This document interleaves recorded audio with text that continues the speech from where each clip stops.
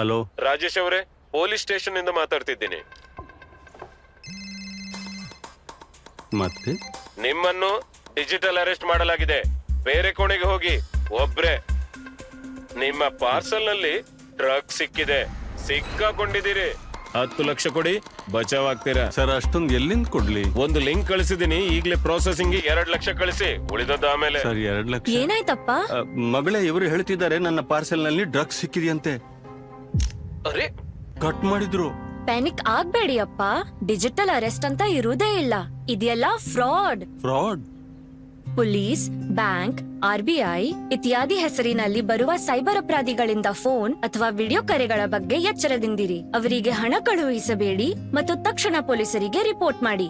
ನೀವು ಜಾಗರೂಕರಾಗಿರದಿದ್ದರೆ ಹಣ ಕಳ್ಕೊಳ್ತೀರಾ. RBI ಹೇಳುತ್ತೆ, ಜಾಣರಾಗಿರಿ, ಜಾಗರೂಕರಾಗಿರಿ.